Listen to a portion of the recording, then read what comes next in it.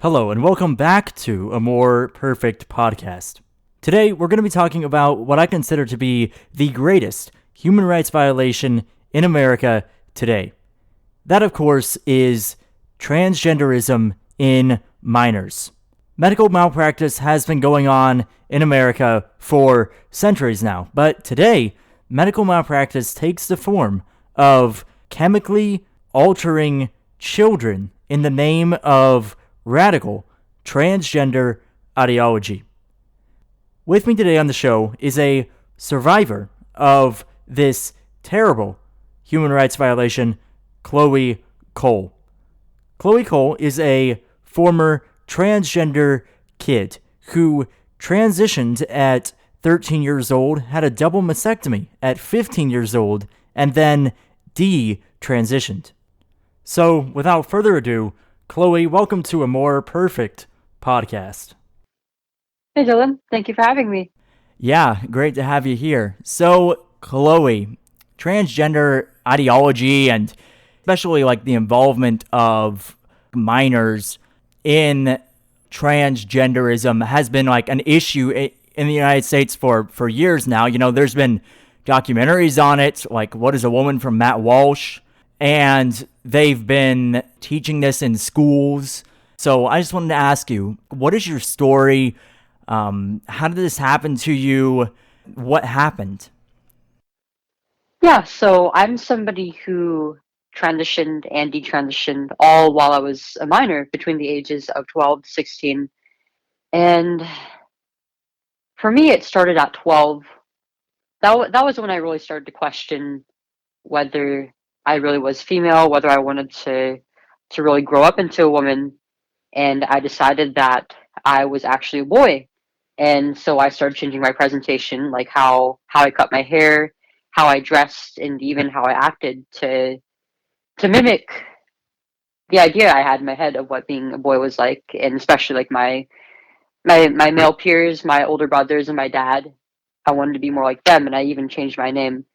And I kind of just did this quietly for a little while. I never really like I was in seventh to eighth grade at the time, and I hadn't really told very many people at school. And it took a while for me to tell my family, but when I did, I came out to my mom and dad through a letter that I left for them on the table. It was it was a scary thing to tell them because I didn't really know how they would react, and I knew even at the age that I was like that must be a difficult thing to hear from your own kid, and I wanted to just allow them some time to think it over and how they would respond. But I mean, initially they were cautious. They wanted to support me, but they didn't really know what to do about these feelings that I had.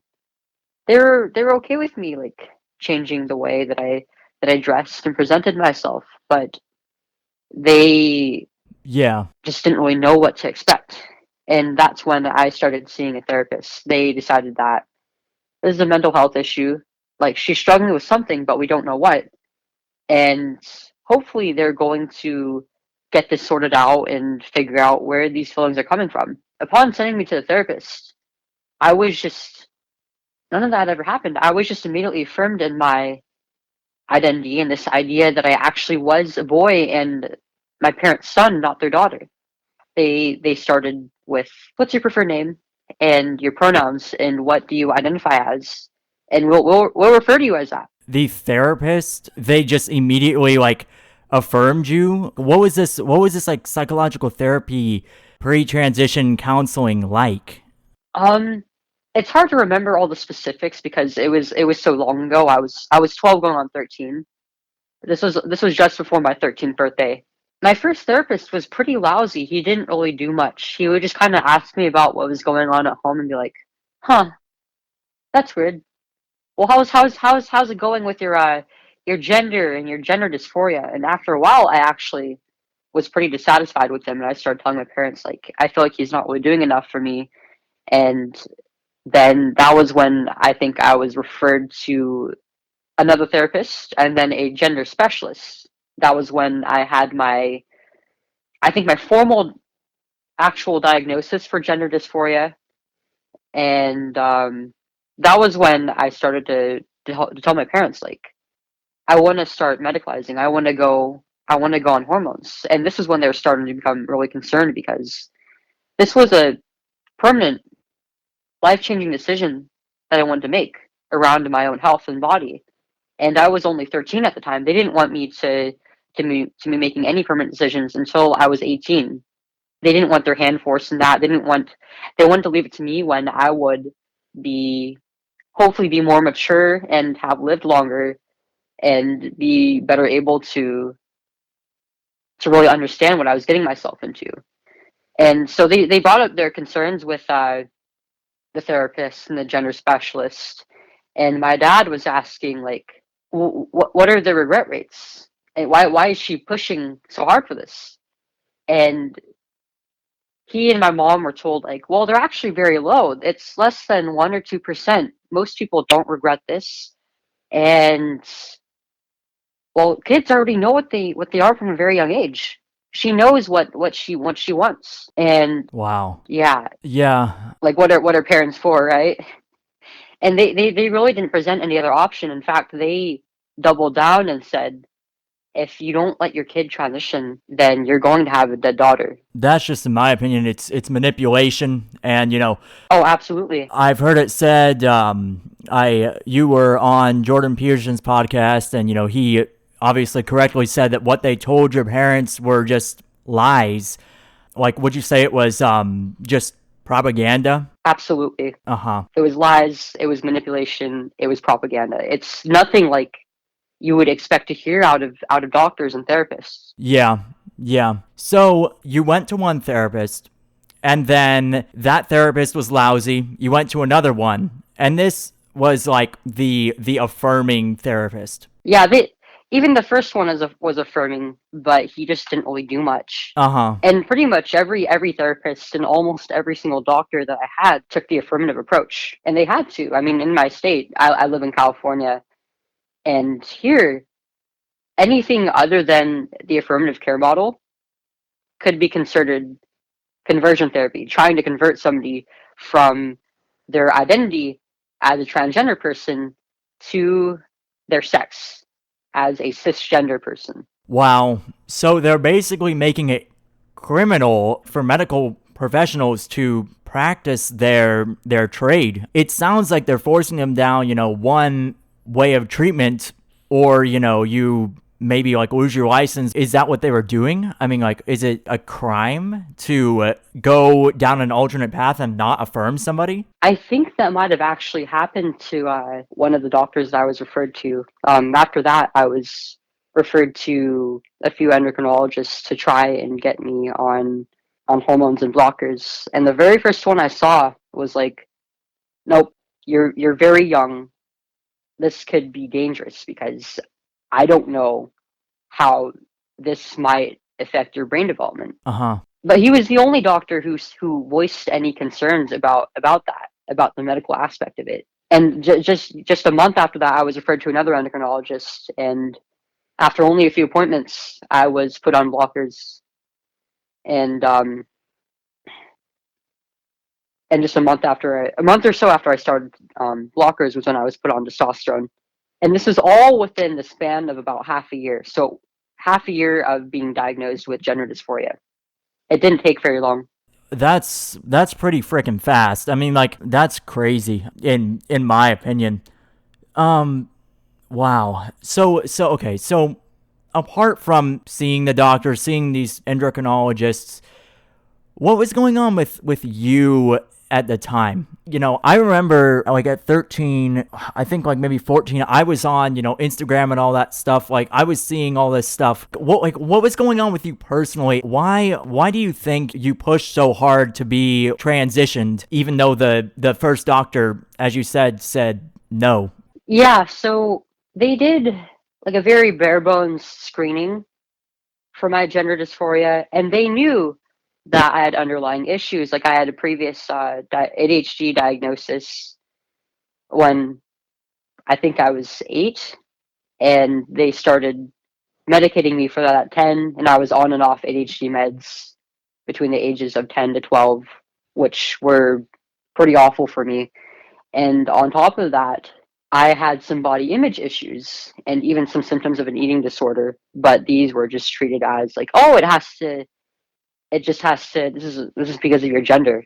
Like your gender is the reason for all of this, or it was just treated as something completely standalone. And I didn't really have, I think that I'm actually on the spectrum. I don't think I actually have ADHD, and most of my ADHD symptoms came from just early technology exposure and becoming addicted to things like the internet, video games, social media.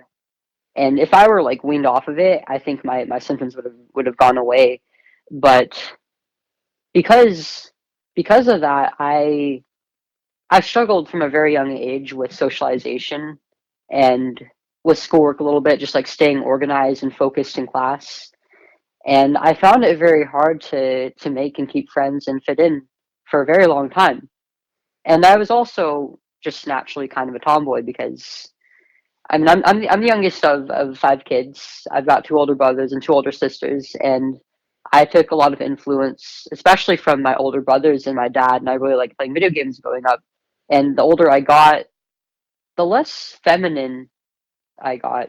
For a while, I just didn't really like wearing dresses or having long hair or wearing makeup, and I didn't want anything to do with that. And on top of that, just all the things that I would hear about the experience of being a female and having to the discomfort of going through female puberty and then eventually your breasts growing, the sexual tension that you get from that, and then going through periods, pregnancy, childbirth, menopause, just all the difficulties of womanhood were highlighted to me by other women, and I didn't want anything to do with any of it because I thought that it was just going to be a difficult experience, and I just couldn't see myself growing up into a woman.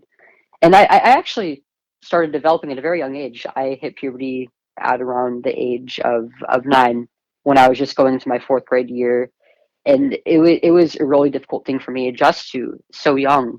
It was hard for me to catch up, and on top of that, I had a lot of female friends who they grew up in broken homes, and they would tell me about their stories of being sexually abused and assaulted by family, by caretakers, by family friends, and Mm. it was really scary for me to hear that growing up. I was wondering when or if the time would come for something like that to happen to me, and I wanted to hide. Yeah. And eventually, it did. Yeah. After I started medically transitioning, when I was a few months into just taking testosterone, which I think I should get into how the experience of taking blockers and testosterone before I get into that. About halfway through my eighth grade year was when they put me on puberty blockers, Mm-hmm. and some of it was explained to me, like that I would like the sex hormones. They were doing it to clear the sex hormones out of my body to make way for the testosterone to make the transition easier, and it would induce a state of like a state of stasis. Basically, I would stop developing female characteristics and going through my puberty, and that I would experience things like a forced period and then menopause like symptoms like hot flashes. And I was informed of some of these side effects, but I was 13 at the time, and I it's not something that you, even an adult, I think, could really understand until they actually go through it. And I was going through what was essentially an artificial state of menopause when I was barely a teenager, and it was awful. Yeah. Getting these hot flashes accompanied by itching all over my body. I could barely wear like sweaters or long pants in the wintertime because of how uncomfortable it was. And the lack of sex hormones made me feel really lethargic, sleepy, kind of depressed even. And I really just wanted to move on to the next step. And after about a month or so of going through that, I was finally moved on to the next step, which was testosterone. So you wanted to, even though these chemicals were having these effects on you, like making you itch, going through an artificial menopause, being like lethargic and all that stuff, you still wanted to go ahead with it to go to the next step? Yeah, I mean, well, it's not all going to be easy. This is going to be the part that sucks the most, and then after that, it's going to be great. Oh, okay. And I mean, it did feel great. Like I went through this period of just waiting for the next thing, and all of a sudden, I was on this powerful hormone, which made me feel very energetic, very confident in myself, and I started to develop muscle and a more masculine body, and my voice was starting to drop, and I became more physically active, and I it felt like for once I had control over something. I had control over my body, and I felt confident in myself and how I looked, and it was just generally just awesome for me at the time. I still hadn't really come out to anybody at school or even like the teachers or staff. So this is kind of like a you thing, something you didn't really talk to people about that you were going through, pretty much on your own. Yeah, not really. So people were starting to pick up on it. Like they were already kind of noticing like, hey, she's being kind of weird. Like she's changing how she's dressing and and how she's acting and how she's going through actual physical changes. Like this brought a lot of attention to me, and that's not really what I wanted out of transition. Like I genuinely thought that I just wanted to be a boy and fit in with the boys.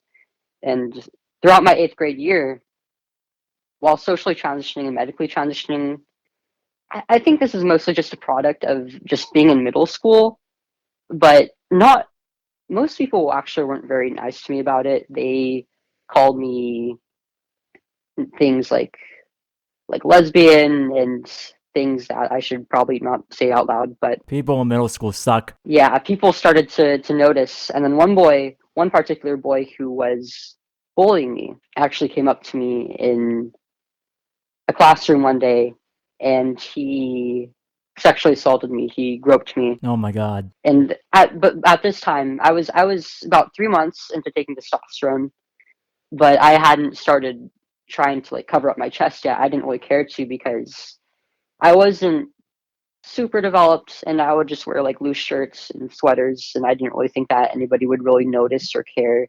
But that changed my perspective completely. Like I wanted to hide this part of me forever. I didn't want anybody to know that I was biologically female, and I didn't want to go through anything like that again. And that was when I bought my first binder. That was really what prompted me to start hiding that area of my body. I'm so sorry that boy groped you. That should never happen. That's just middle school sucks, and I personally was bullied, so I know that is just terrible. How that just shattered a big part of you and your innocence and really just changed your perspective on things. I totally get it. I mean, it's just heartbreaking. So then after the sexual assault, you said buying chest binders? Yeah, so a chest binder it's kind of like a tank top, but in the chest area it has it's like a compression garment, and it's for flattening the appearance of the breasts in men with gynecomastia or women who are cross-dressing or transitioning. And a lot of female to male transgender individuals will use them to hide their breasts. Yeah, I've heard that. So, from what I'm gathering here, when you first started transitioning and taking these hormones and stuff like that, the puberty blockers and then, the testosterone, right? Right. You were bullied and people picked on you, and then of course, there was the sexual assault, and then you started wearing chest binders and stuff like that. Was there anyone like urging you on or anything like that? Was there anybody like rallying behind you? Like, what I'm trying to do here is like I'm trying to get a picture of not only, like what happened to you as far as, like your track towards the transgender thing, but like Was your family doing anything at this time? Were your brothers saying anything, or like were your friends saying anything? Like, what was there anything else happening in your social life at this time? Yeah, so at this point in time, I wasn't particularly active in the trans community so much as I was observing it, but nobody was really pushing me through this. In fact, it was, for the most part, it was quite the opposite. My older brothers were pushing back, and a lot of my friends were kind of like they would like make comments about it. They were kind of jeer. They would say things like they would like call me slurs, and they would, one person even said something along the lines of, well, don't come back crying to me once when you read it. And it was stuff like that really that pushed me further into this, because I really wanted to prove everybody wrong, that this was something that I really wanted, that I really was a boy.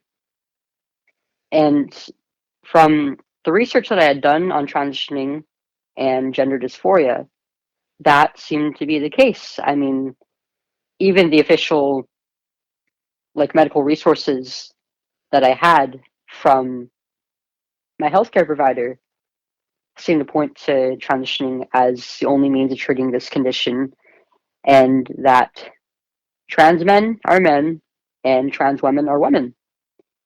And other than what the parts that I was born with, nothing distinguished me from an actual man. And on top of that, I really did think of this as, well, this is a condition I have, and this is the way that I treat it, because I'm pretty solution oriented, just as a side effect of being on the spectrum. Okay, so this going back, now that I understand that, going back to the chest binders, like when did you first start to think about getting a double mastectomy? Like, what was like the pathway to that? How did you get to that point? Yeah, I think that that incident in eighth grade pretty much solidified my decision to get one, but it was a few years until then. After eighth grade, I'd been on testosterone for long enough that I actually just looked like any other boy my age, and I even had a deeper voice than most of them. Oh wow. Yeah, it was pretty effective on my body. But by the time that I went to high school, like nobody other than people I went to like elementary and middle school with recognized me or knew that I was even biologically female. And so I actually passed pretty well as the opposite sex. And sometimes my teacher would notice like my name was different in the school files, but other than that, I never really had any problems other than being being outed as a biological female a few times behind my back, which brought me a lot of anxiety, not only because like I'm working hard to push that part of my life behind me and pass as a male and be perceived as one, but I was also using male facilities like the restrooms and locker rooms, and I would get really scared about somebody, like a bad actor, like finding out that I'm not as I appear, and maybe like, I don't know, like catching me alone in the locker room or something and doing God knows what, which never happened, luckily. But I was putting myself in a pretty risky situation. I can imagine, and especially at that age, it's just like that's always that's an anxiety that I'm sure a lot of girls have, and probably always has been that way. Yeah, and I actually got sexually assaulted more while I appeared as a male than when I was female. For the most part, it didn't really bother me because it was like whatever, it's just guys being guys. Like it's I'm not really, I don't really care about it. But what really would bother me was when girls would think they could just do whatever to me, and they would sometimes they would like stalk me or like take pictures of me. Or sometimes they would get like really touchy, or like try to kiss me on the lips, What? and I just couldn't really do anything about it because otherwise it would be turned around on me. I would be the one at fault. Wow. Wow. Yeah. So there's that social thing again. I totally get it. I totally get it. I mean, this, like, it's powerful. It's powerful. The way that the others, perceive you when you're working so hard to be perceived one way, and then they're doing all this stuff. It's brutal. Yeah, So this is when you were gonna take the next step. yeah. Just a little bit before that, I started realizing that it was not. It was a lot more difficult than I anticipated, filling the social role of being a male in several ways, and one being that my dating pool was a lot more restricted because I was still straight. I was still attracted to men, but now I looked like a boy, and I wasn't like I wouldn't say I was particularly unattractive. Like a lot of girls were interested in me and had crushes on me, but I didn't really have any feelings for them. And even if I did, I felt like I'm not like an actual biological male. So I'm not what they're looking for, and I don't want to disappoint anybody. And my a lot of my friends were like getting into relationships and like getting their first boyfriends and girlfriends, and it was very lonely being the third wheel all the time. On top of that, like all the friends that I had, my friendships were becoming not as satisfactory as they were, not as intimate, and I felt like I didn't really have as much room to talk about things that I was going through, my personal struggles. And testosterone also made it a lot more difficult to express myself anyways. And even things like crying, I could cry for hours and I just wouldn't get any release. I would feel the exact same as before. And I started abusing substances as well because my I didn't have the best peer group. I think I would attribute it partly, at least partially, to the testosterone use because I started to become just a little bit more ballsy in general. Like I would kind of like go out of my comfort zone to do things that I wouldn't usually have. And all these factors were making me go down this downward spiral. And by the time that I was in my sophomore year, somebody actually reported me to the counselor office at school, and they called home. They called my parents, and my parents started taking me to a therapist again. And I was diagnosed with depression and social anxiety, and they started medicating me again with bupropion, which is like an off-label drug used for depression. It was originally developed for use in patients who were trying to stop smoking or using nicotine products. Yeah, I've never heard of it, but it sounds like a pretty bold drug, a pretty bold antidepressant. I know there's like a lot of types out there. Yeah, it's an alternative to SSRIs, but it actually has a huge like black box label warning for use in people under the age of 18 because it actually increases the risk of or exacerbates suicidal thoughts, which is what I was being treated for. Oh man, yeah, that doesn't sound like.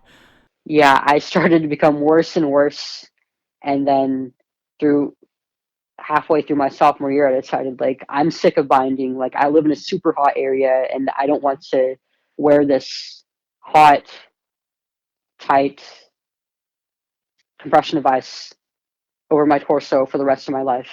Like I want to be done with this. I want to be able to like go out shirtless and not have to wear a shirt in the pool and just not worry about this part of my body. And I don't have a use for it anyways because I didn't see myself as a girl anymore. And after another 6 month period of first telling my therapist that I wanted to get a double mastectomy and then being referred to a gender specialist for a letter of referral to a surgeon and then having a few appointments with a surgeon and then just under half a year going under the knife when I was 15. Wow, but by this point, you truly believe yourself a man. Is that correct? Yeah. Uh-huh. These appointments with the therapist and then with the surgeon, nobody tried to say just stay on the chemicals? Like everybody was like we put you on these antidepressants, but you can just go ahead and get the surgery. Did nobody try and stop you? Yeah, that was that. My suicidal thoughts, my suicidal ideation and depression, that was so bad that they decided to medicate me for it. That was all ignored. Wow. What kind of therapist could like ignore that? Oh my gosh. Okay. Okay. Wow. And what did your parents say about this? Were they gung ho about you getting the surgery? Like, do you remember? They weren't excited about it, obviously, but they were bought pretty hard into the ideology. They really didn't think that there was any other way. It's really screwed up because it was this the entire treatment process and even the diagnosis was led by me as the patient. And I, this 13 to 15-year-old girl who was very clearly confused and distressed, was expected to understand what I really wanted and what all this really meant. But I didn't. It honestly sounds to me like neglect of practice. It absolutely is. Yeah, I mean these doctors, these so-called medical professionals, that's like a generous label for them at this point.